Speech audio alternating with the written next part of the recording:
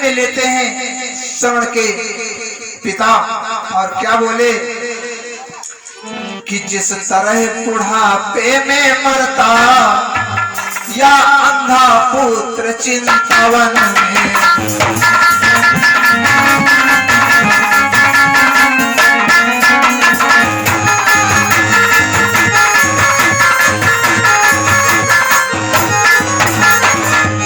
जिस तरह बुढ़ापे में मरता या पुत्र चिंतावन में, क्यों वियोग में बेटे के, त्यों ही वियोग में बेटे के मर जाए तू चौथे पन में।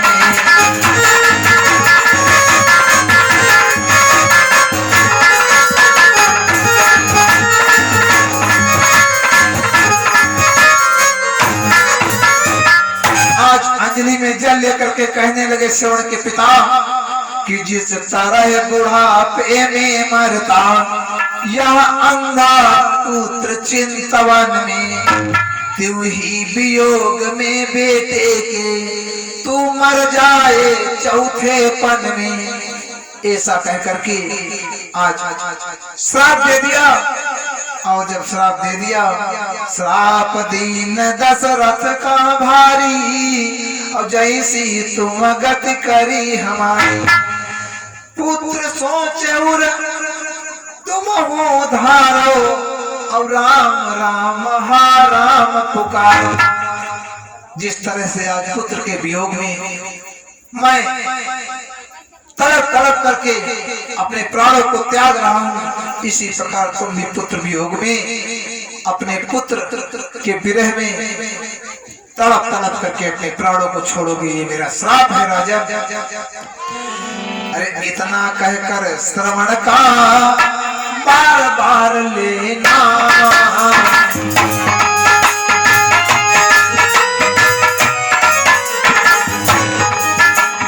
वह अंधा भी चल दिया देह छोड़ी सुरधाम।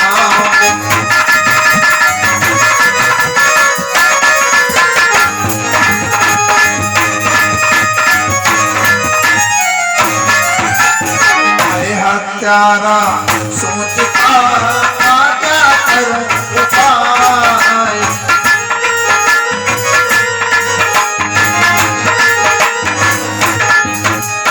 कोई है मुझसे दूसरी विधना हत्या।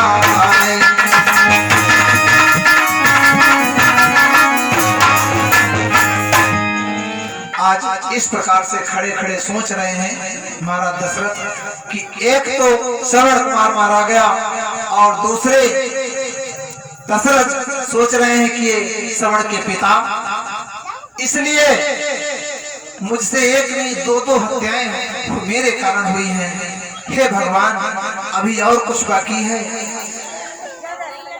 यही कह ही रहे थे तब तक भैया मेरे श्रवण कुमार की माता बोल पड़ी कि इतने में अंधी भी बोली, क्या संग प्राण के नाथ चले। इतने में अंधी भी बोली,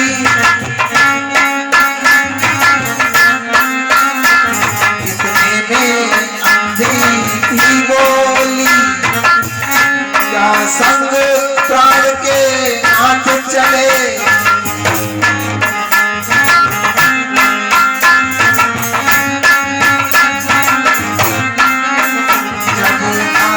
चले तो प्राण चले, संबंध नाथ के साथ चले।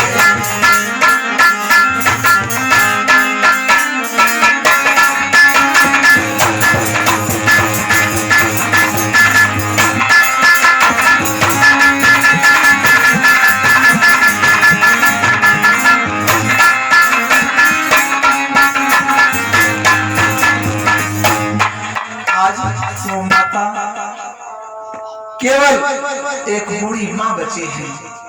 वो कहती है, हे पुत्र, हे स्वामी, मुझे अकेला छोड़ के चले गए अब ये बताओ ये अंधी क्या करेगा? हाँ श्रवण श्रवण है अंधकार, किसको तेरे अंधी मैया, अभिशाप सुन चुका अंधे का, अब श्रवण स्थाप कर अंधी का। कहने लगी श्रवण की मां, हे दशरथ, अंधे का श्राप तो सुन चुके, अब इस अंधी का भी श्राप तुम्हें श्रवण करना होगा। सुनो क्या बोली श्रवण की मां, कि जो हृदय फोड़ कर उठती है, कहने लगी जो आत्मा से आवाज निकलती है वो सीधे बाण का काम करती है, पर्वतों को चीरती हुई अपना कार्य बिना वापस किए नहीं आती। इसलिए